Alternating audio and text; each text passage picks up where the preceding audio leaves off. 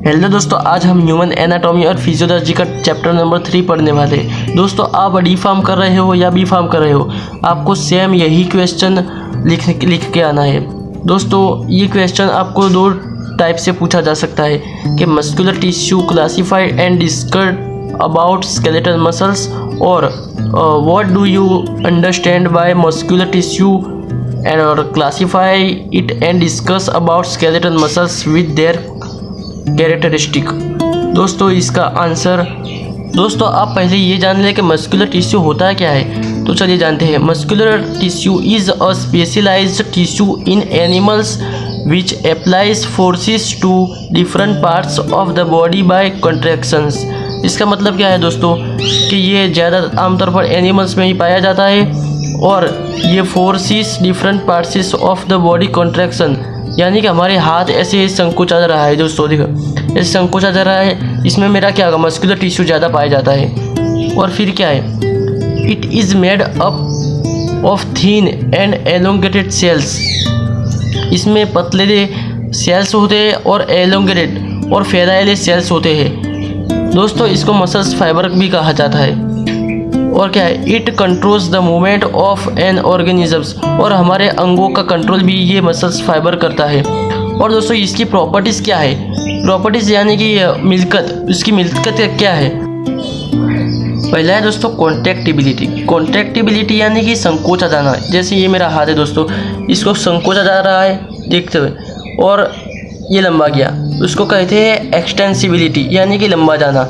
और नंबर 3 है इलास्टिसिटी, यानी कि लंबा कर वापस आ जाना, यानी कि रबर में होती है ना इलास्टिसिटी, इसको इलास्टिसिटी कहते हैं। और नंबर 4 पर है दोस्तों एक्जिटिबिलिटी, यानी कि आपको किसी ने टच किया और उसका मैसेज आपके दिमाग तक जाएगा, तो उसको कहते हैं एक्सटेबिलिटी।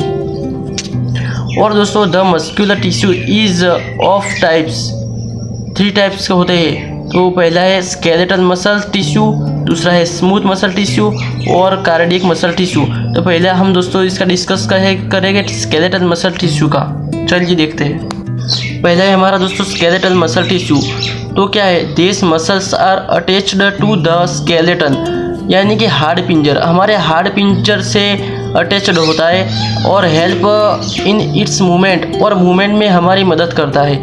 दोस्तों, ये इसका स्ट्रक्चर है, ये स्केलेटल मसल का स्ट्रक्चर है, इसको आपको याद रख लेना है। फिर क्या है, this muscles are also known as striated muscles because of the presence of alternate patterns of light and dark bands, यानी कि दोस्तों इसको स्ट्रिएटेड कहा जाता है। क्यों कहा जाता है, इसमें देख सकते हैं दोस्तों, यहाँ पे कुछ होगा, ऐसे लीटे लीटे हो गए। अब असलियत में गूगल पर सर्च कर देखना कि स्केलेटल मसल्स, तो आपको ये ऐसे डार्क और लाइट ऐसे पैटर्न दिखाई जाएगी, इसलिए इसको स्ट्रिएटेड कहा जाता है।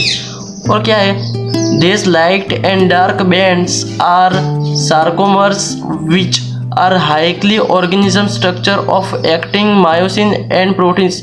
ये क्यों होता है, क्योंकि इसमें एक्टिंग मायोसिन एंड प्रोटीन होता है, इसलिए आपको ऐसी पैटर्न दिखती है, उसको सार्कोमर्स कहा जाता है। और दोस्तों, और skeletal muscles are voluntary muscles, यानी कि स्वैच्छिक मांसपेशियाँ कंपोस्ट ऑफ मसल्स फाइबर्स, यानी कि दोस्तों स्केलेटल मसल्स की मांसपेशियाँ मसल्स फाइबर से बनेली होती है।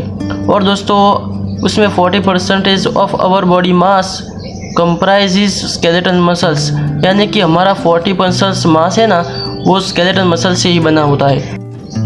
और दोस्तों, each skeletal tissue contains myofibrils, यानी कि दोस्तों इसमें मायोफाइब्रिल्स पाया जाता है, किसमें, स्केलेटल टिश्यू में। और क्या है, the cells of this tissue are multi nucleate. इसका मतलब क्या है दोस्तों कि this cells of this tissue are multi nucleates. इसका मतलब है दोस्तों, यहाँ पे आपको इमेज देखिए, यहाँ पे कितने सारे न्यूक्लिएट्स है, उसको कहते हैं न्यूक्लियोइड्स।